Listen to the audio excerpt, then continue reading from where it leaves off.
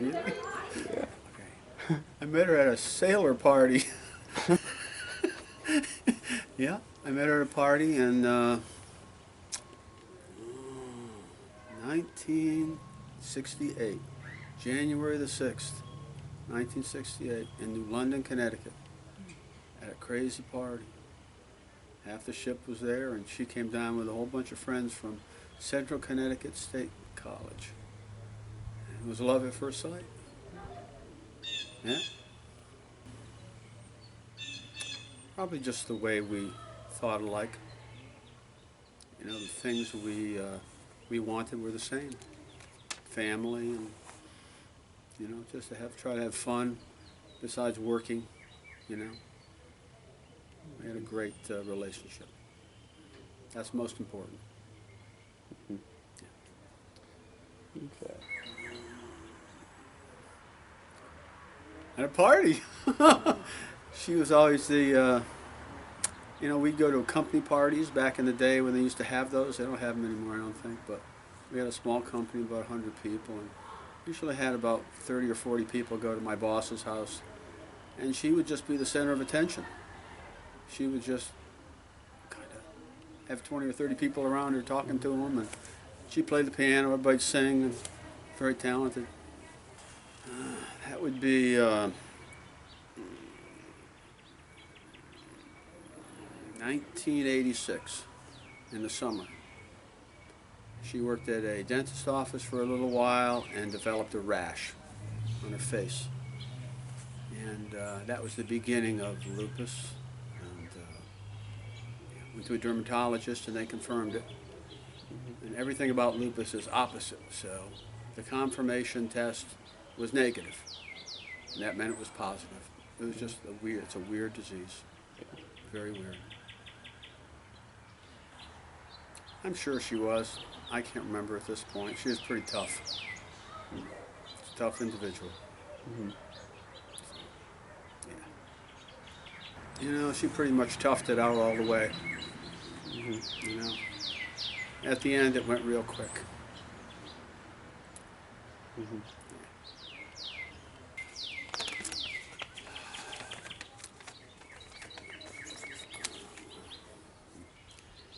I guess I'd make it really clear that she was a great mom.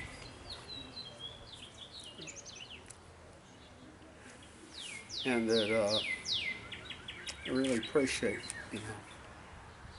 how she was with the girls, despite all her problems. There were other problems through the years too.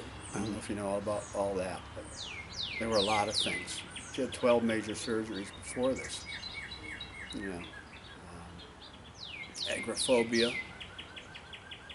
which is something else. I don't normally talk about that, but she was a very outgoing person, yet she was afraid to do almost anything. It's called the fear of the marketplace. That's how it's defined. But we didn't know what it was. Doctors couldn't tell us. And one night I was out on a service call at 2 a.m. in the morning. Yeah, and they're talking about it on the radio. Weird. Mm-hmm. Yeah. So I screamed into the side of the street and started to make notes. And within a couple of weeks, we were going to a self-help organization up in Springfield, Massachusetts. And within a few months, she was running it. Yeah. Yeah. Runs in the family, you know? Mm-hmm. Her daughters are the same way. They're just, there you go. But, yeah, I'd affirm what a great mom she was and all the great things she could do. That's what I would do. Mm-hmm. Yeah. Awesome.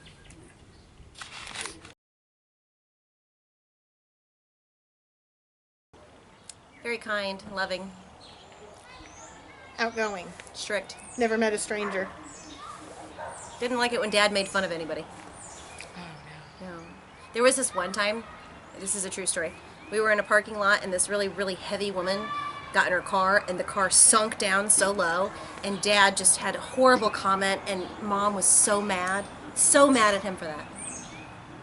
Yeah, she was kind, and she didn't talk about people, and really just didn't have bad things to say about people. Like, She was horribly strict. I wasn't in high school before she died. I was. And she, my curfew, I believe, when I was a freshman in high school, I think it was 10:30. And I remember one time I had a date in Hartford. We actually went down in the city, just to the circus or something that was in The town. city wasn't very safe. The city. Well, no, okay, but there weren't cell phones. There were just payphones, and we had parked in a lot where they had literally parked all these people around you, so we couldn't leave the parking lot until the people around us had gotten to their cars. And I ended up coming home 5 minutes late, and I was grounded for 2 weeks. Wouldn't listen to my excuse why I was late, and I couldn't call and tell her because I didn't have a phone. We just were stuck. And they chose not to stop at a payphone. No dimes. Oh, Got you there. maybe that was a bad choice. No, but she was very strict. She didn't take anything. I was a really goody two shoes in high school, and I was grounded a lot. You wouldn't believe. There was a time, even though I was on the younger side of that, I got into her mascara. Okay, that's a normal girl thing to do. And very clearly I had been in the mascara, you know. She's like, "Were you in my mascara?" No. Oh, but you It's lied. like, That was the problem. like this. No. And I'll tell you what, I got spanked for that. Yeah. Who cares? Get spanked. But very clearly, I mean, that was a dumb lie. She came from a very strict upbringing, and I think she tried to do a lot of things to change. She didn't want to parent the same way that she had been parented, really, and she tried, and there were just some things some cycles you can't break that easily, but she did do a good job of trying to not be as strict as her family was, but I remember, sorry, that's okay, go ahead. I remember her playing the piano. I was going to say the same thing. Ah, yes, I got it. It's the piano. And the organ and me dancing, Yeah. just to her playing music, and I just loved that. I remember it mostly in Windsor, because she had the organ here and the piano here, and then we had that longish living room, and I would just dance and she'd play. And It was her therapy when she was sick, and she was sick a lot as we were growing up, but her music was definitely her therapy, and she was very classically trained, actually, and she was a beautiful didn't know pianist. She was a beautiful pianist, and so that is a very big memory, is her and her music.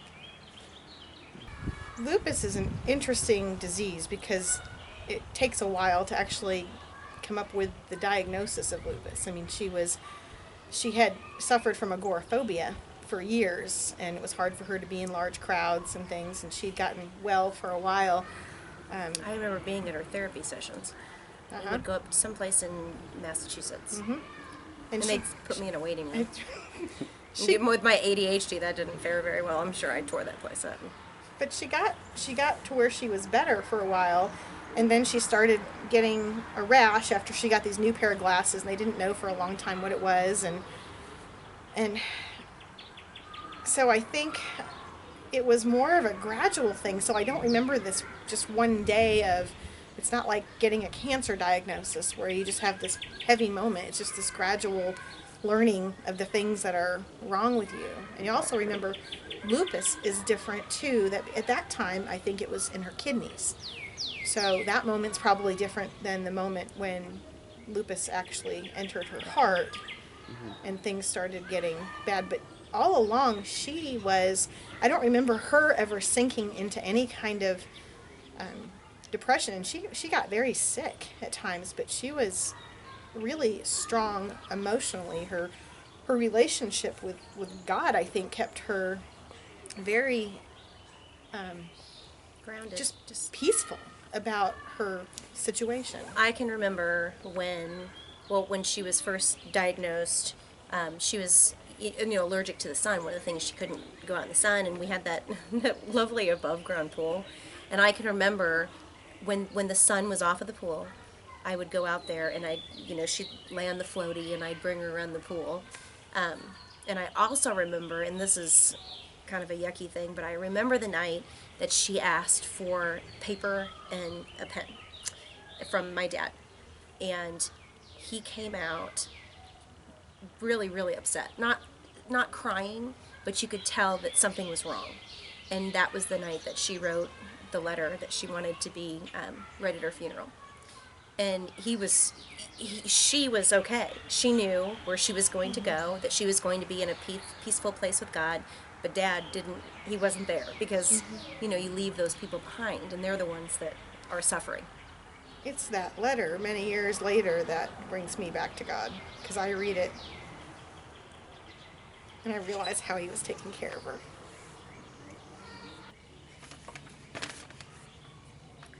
Gosh. I'd ask her all about parenting, because I can't tell you the number of times that making decisions as a parent that you want your mom there. I think I'd have to go back and relive all the moments, because one of the hardest thing is not having had her there for high school graduation, college graduation, my wedding day, birth of my first baby, all the things she missed. Love to just catch her up on all that. Because I'm in a very good place with knowing that her dying brought me to where I am today. It's all part of my story, and I have absolutely no regrets. But it doesn't make those monumental moments in your life easy to not have that mother there to share those with you. So all of those big moments, they're pretty tough. And I would love to share those with her, although I'm pretty sure she's been at all of them, just not physically. But this was a path that turned out, I think, very well for both of us. I mean, if she doesn't die, I don't move and go to college far away in Missouri. I don't follow you. She doesn't follow me to Missouri. I meet your dad. She meets her husband and has her family, and so it's okay now. But yeah, I would love to have her there for some of those big moments.